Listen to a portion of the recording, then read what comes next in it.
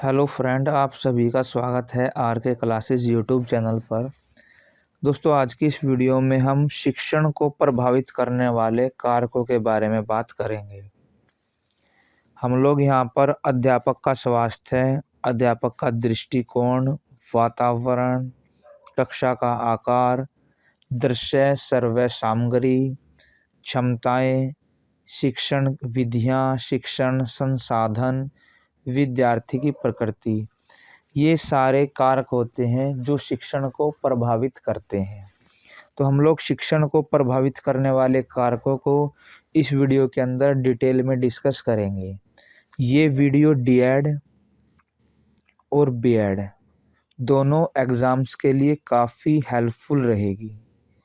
इससे पहले हमने शिक्षण के बारे में पढ़ा था। शिक्षण क्या होता है, इसकी क्या विशेषताएं होती हैं, क्या इसकी प्रकृति होती है। यदि इससे पहले वाली वीडियो आपने नहीं देखी है तो इस वीडियो के डिस्क्रिप्शन में आपको उसका लिंक मिल जाएगा, आप उस वीडियो को भी देख सकते हैं। तो चलिए वीडियो शुरू करते हैं। तो यदि आपके एग्ज़ाम में शिक्षण को प्रभावित करने वाले कारकों के बारे में क्वेश्चन आता है तो आप लोग यहाँ पर इस आंसर की हेल्प से आप लोग उसको लिख सकते हैं। तो शिक्षण की प्रकृति के अध्ययन से हमें पता चलता है कि शिक्षण एक जटिल प्रक्रिया है। यदि हम शिक्षण का जो नेचर है, प्रकृति जिसको हम बोलते हैं, इसका अध्ययन करते हैं तो हमें पता चलता है कि शिक्षण एक जटिल प्रक्रिया है। इसे सामाजिक प्रक्रिया के साथ साथ एक निरंतर चलने वाली विकास प्रक्रिया तथा उद्देश्यपूर्ण प्रक्रिया भी कहा जाता है या माना गया है। इसके अतिरिक्त शिक्षण को अंतःक्रियात्मक प्रक्रिया के रूप में भी देखा जाता है। तो शिक्षण के अंदर अंतःक्रिया भी होती है, शिक्षक और छात्र दोनों के बीच में। पहले इसे द्विध्रुवीय प्रक्रिया मानते थे। शिक्षण को पहले हम लोग द्विध्रुवीय मानते थे। एक ध्रुव इसका शिक्षक होता था और दूसरा छात्र। लेकिन जॉन डीवी ने इसे त्रिध्रुवीय प्रक्रिया माना है। इसके कितने ध्रुव माने हैं? 3 ध्रुव शिक्षण के माने हैं। ये 3 ध्रुव कौन कौन से होते हैं? एक ध्रुव होता है शिक्षक, दूसरा ध्रुव होता है छात्र और तीसरा ध्रुव होता है पाठ्यक्रम। तो ये 3 ध्रुव जॉन डीवी ने माने हैं।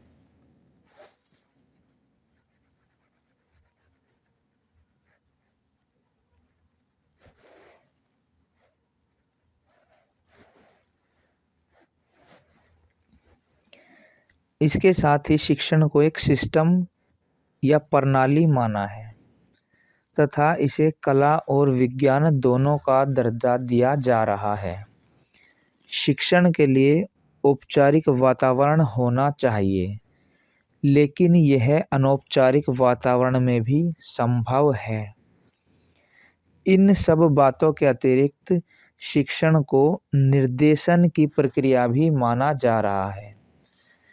शिक्षण द्वारा ही संप्रेषण कौशल का विकास संभव होता है तथा यह एक तार्किक और उपचारात्मक विधि है। शिक्षण आम साधारण व्यक्ति का कार्य न होकर एक व्यावसायिक भी है। इस प्रकार हम देखते हैं कि शिक्षण एक जटिल प्रक्रिया है। अपनी जटिलता के कारण यह विभिन्न कारकों से प्रभावित हुए बिना नहीं रहती।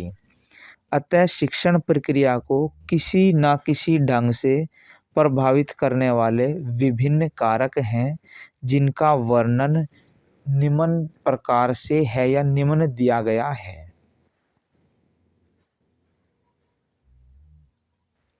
तो अब हम लोग यहाँ पर शिक्षण को प्रभावित करने वाले कारकों को देखेंगे। सबसे पहला कारक है अध्यापक का स्वास्थ्य, टीचर्स हेल्थ। शिक्षण प्रक्रिया में मुख्य भूमिका अध्यापक की होती है। अध्यापक एक स्वतंत्र चर है, इंडिपेंडेंट वेरिएबल है। हर कार्य के लिए स्कूल विद्यार्थी अध्यापक पर निर्भर रहते हैं। अतः अध्यापक का स्वास्थ्य बहुत ही महत्वपूर्ण है। अध्यापक के स्वास्थ्य में उसका शारीरिक स्वास्थ्य और मानसिक स्वास्थ्य दोनों महत्वपूर्ण है। तो यहाँ पर हमने देखा है अध्यापक का स्वास्थ्य है। तो पहला चर है अध्यापक का स्वास्थ्य है। तो अध्यापक की जो है शिक्षण प्रक्रिया में महत्वपूर्ण भूमिका होती है। एक इंडिपेंडेंट चर होता है, किसी के ऊपर भी डिपेंड नहीं करता है। स्कूल का कोई भी काम हो या विद्यार्थियों का कोई काम हो, दोनों अध्यापक के ऊपर डिपेंड करते हैं। यदि उसका स्वास्थ्य सही नहीं होगा तो वो अपना कार्य सही ढंग से नहीं कर सकता।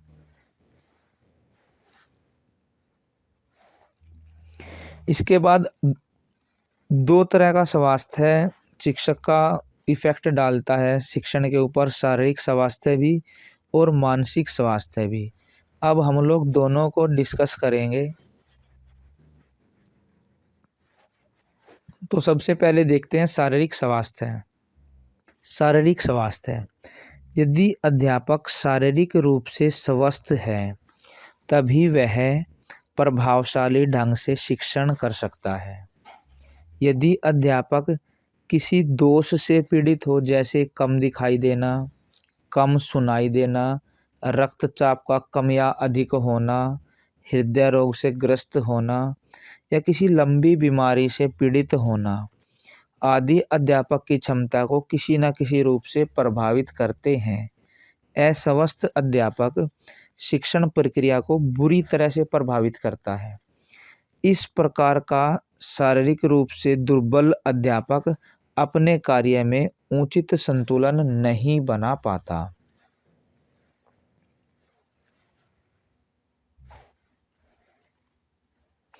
इसके बाद सेकंड पे है मानसिक स्वास्थ्य।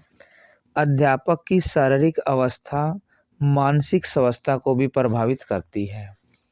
स्वस्थ शरीर में ही स्वस्थ मन का निवास होता है या करता है, इसका हमें पता है। अध्यापक का मानसिक स्वास्थ्य शिक्षण को बहुत ही प्रभावित करता है। वास्तविक रूप से मानसिक स्वास्थ्य से अभिप्राय है दैनिक जीवन में भावनाओं, इच्छाओं, आदर्शों आदि में संतुलन बनाए रखने की योग्यता का होना। अच्छे शिक्षण के लिए अध्यापक का मानसिक रूप से स्वस्थ होना आवश्यक है। यदि अध्यापक में शिक्षण के प्रति उत्साह व रुचि का अभाव है तो वह अपने विषय की उपयोगिता को नहीं समझ पाता। इसके परिणाम स्वरूप वह शिक्षण कार्य ठीक ढंग से नहीं कर पाता। अध्यापक का शारीरिक स्वास्थ्य परोक्ष, इसका मतलब प्रत्यक्ष रूप से मानसिक स्वास्थ्य को प्रभावित करता है। हमें पता है कि स्वस्थ शरीर में ही स्वस्थ मस्तिष्क का निवास होता है। यदि कोई टीचर है वो फिजिकली ठीक नहीं है तो कहीं ना कहीं उसका असर उसके मेंटली लेवल पर भी पड़ेगा। बीमारी की अवस्था में अध्यापक का मानसिक स्वास्थ्य कभी ठीक नहीं रह सकता। मानसिक रूप से असंतुलित अध्यापक अपने विद्यार्थियों के मानसिक स्वास्थ्य को ठीक से नहीं रख सकता। शिक्षण प्रक्रिया को भी सुचारू रूप से नहीं चला सकता। कई बार अध्यापक को कमजोर आर्थिक परिस्थिति में भी अध्यापक को मानसिक स्वास्थ्य जो है प्रभावित करता है। यदि अध्यापक कमज़ोर है, कई बार देखिए हम लोग यदि खाना नहीं खाते हैं तो उस टाइम पर हमें कमजोरी सी फील होती है, तो वो भी इसी कारण होती है। किस कारण? शारीरिक स्वास्थ्य के कारण। इसके बाद आगे देखते हैं अध्यापक का दृष्टिकोण। ये सेकंड पॉइंट है हमारा, टीचर्स एटीट्यूड। एटीट्यूड को आप ये मान लो एक तरह से सोच है कि टीचर की पॉजिटिव सोच होगी तो शिक्षण कार्य कैसा होगा, यदि नेगेटिव सोच होगी तो कैसा होगा। दृष्टिकोण की भूमिका भी बहुत महत्वपूर्ण होती है। किसी भी कार्य की सफलता दृष्टिकोण पर निर्भर करती है। ये दृष्टिकोण दो प्रकार के हो सकते हैं, सकारात्मक और नकारात्मक दृष्टिकोण, पॉजिटिव एंड नेगेटिव एटीट्यूड। सकारात्मक दृष्टिकोण से अभिप्राय है किसी कार्य के महत्व को समझना, उस कार्य को करने का इच्छुक होना। इस प्रकार का दृष्टिकोण सकारात्मक दृष्टिकोण कहलाता है। इसके विपरीत की परिस्थिति नकारात्मक दृष्टिकोण कहलाती है। किसी व्यक्ति का कार्य के प्रति दृष्टिकोण नकारात्मक होना यह दर्शाता है कि व्यक्ति कार्य के महत्व से परिचित नहीं है या उस कार्य को उपयोगी नहीं समझता या वह कार्य को करने की इच्छा नहीं रखता। प्राय सकारात्मक दृष्टिकोण की ही इच्छा की जाती है। शिक्षण के प्रति यदि अध्यापक का दृष्टिकोण सकारात्मक है तभी वह शिक्षण प्रक्रिया का नियोजन, संचालन एवं मूल्यांकन सही तरह से करने का प्रयत्न करेगा तथा शिक्षण उद्देश्यों को प्राप्त करने के लिए अग्रसर होगा। अध्यापक के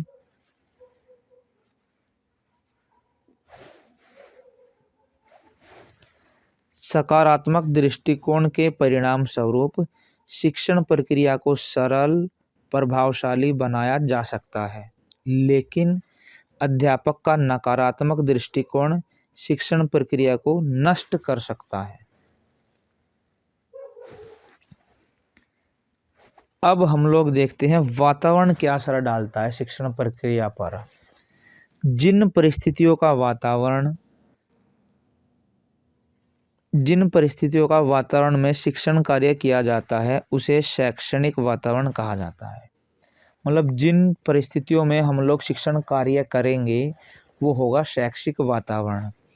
शिक्षण को प्रभावित करने में इस प्रकार के वातावरण की महत्वपूर्ण भूमिका होती है, जैसे कि कक्ष में प्रकाश की व्यवस्था हो गई, पंखे आदि की व्यवस्था, बैठने की व्यवस्था, स्कूल का प्रदूषण रहित वातावरण, टाइम टेबल, अनुशासन, अध्यापक और विद्यार्थी का आपस में संबंध आदि सभी शैक्षिक वातावरण के आवश्यक घटक होते हैं। ये सभी घटक शिक्षण प्रक्रिया को किसी न किसी तरीके से प्रभावित करते हैं। कक्ष वातावरण में ही सहायक सामग्री के प्रयोग के लिए आवश्यक सुविधाओं को शामिल किया जाता है। जैसे कक्षा में कोई चार्ट लटकाना है तो दीवार पर इसे टांगने की व्यवस्था होनी चाहिए। इसी प्रकार यदि किसी मॉडल को कक्षा में दिखाना है तो उसको रखने के लिए आवश्यक मेज की व्यवस्था होनी चाहिए। इन सुविधाओं से शिक्षण कार्य सुचारू रूप से चल सकता है। तो ये क्या है, ये एक वातावरण है, मतलब कि जहाँ पर शिक्षण कार्य होगा वहाँ का जो वातावरण है वो उसके अनुकूल होना चाहिए।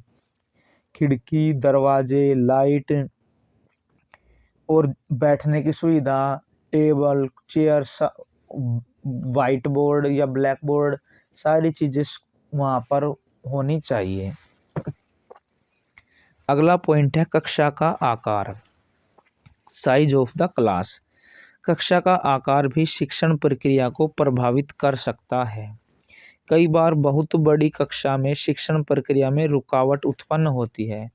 एक आदर्श कक्षा आकार के अनुसार 30 से 40 विद्यार्थी, एक क्लास के अंदर 30 से 40 बच्चे होने चाहिए। अधिक बड़े आकार के परिणाम स्वरूप कक्षा में शिक्षक और विद्यार्थी में अंतःक्रिया बुरी तरह प्रभावित होगी। अब बहुत ज़्यादा बच्चे होंगे तो टीचर हर एक बच्चे पर अपना ध्यान नहीं लगा सकता, तो कक्षा में अधिक विद्यार्थी होने के कारण शिक्षक व्यक्तिगत ध्यान देने में असमर्थ हो जाता है। इसके साथ ही अनुशासन संबंधी समस्याएं भी सामने आती हैं। बहुत सारे बच्चे होंगे, कोई बच्चा शरारत करेगा तो टीचर को भी नहीं पता लगेगा कि किस बच्चे ने शरारत की है। कक्षा में उत्पन्न अनुशासनहीनता से शिक्षण कभी भी प्रभावशाली नहीं हो सकता। अतः कक्षा का आकार भी नियंत्रित होना चाहिए।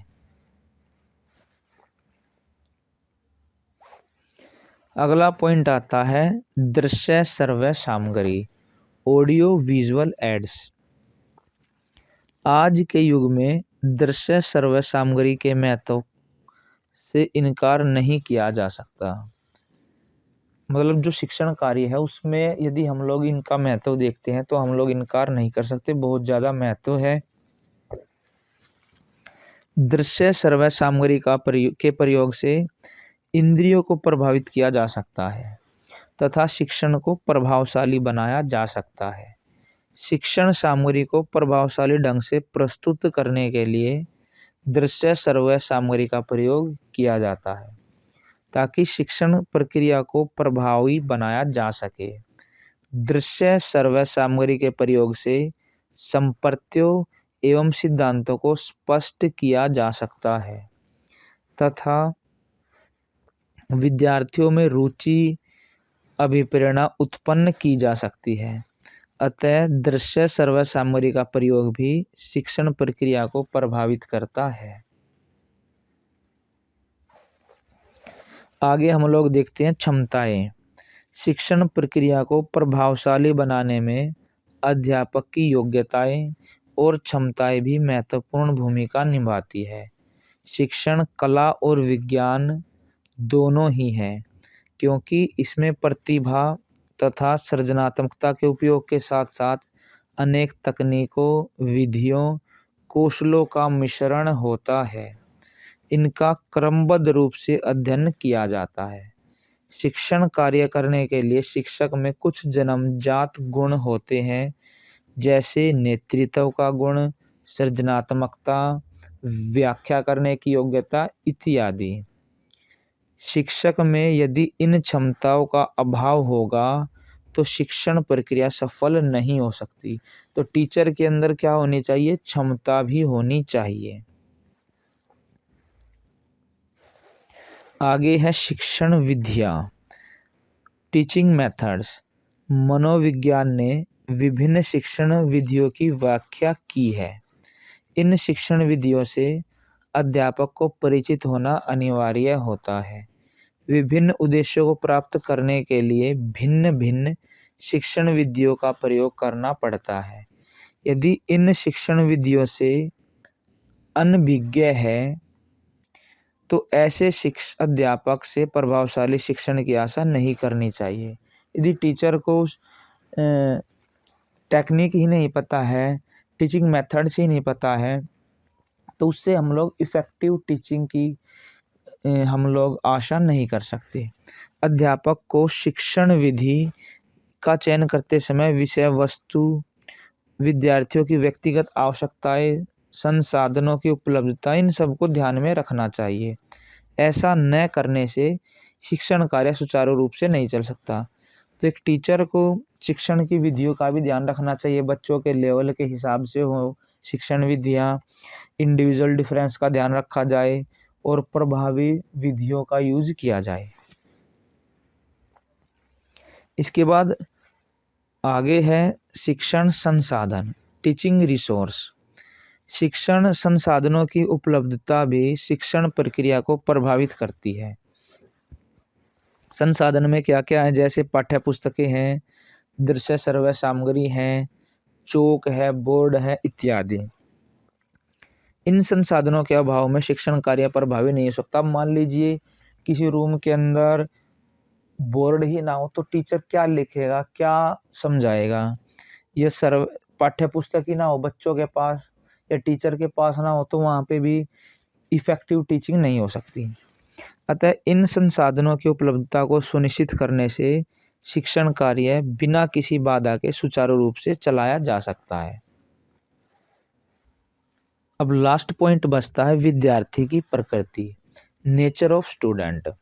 शिक्षण कार्य की प्रभावशीलता कुछ सीमा तक विद्यार्थी की स्वयं की प्रकृति पर भी निर्भर करती है। विद्यार्थियों की रुचि, अभिरुचि, दृष्टिकोण, अभिप्रेरणा, बुद्धि स्तर, पूर्व ज्ञान, उनका शारीरिक मानसिक स्वास्थ्य आदि विद्यार्थी की प्रकृति का वर्णन करते हैं। अतः ये सभी कारक शिक्षण प्रक्रिया को किसी न किसी स्तर पर प्रभावित करते हैं। इन कारकों की ओर ध्यान देकर हर शिक्षण विधि का चयन किया जाना चाहिए। तो इस वीडियो के अंदर हमने शिक्षण को प्रभावित करने वाले कारकों के बारे में पढ़ा है हमने।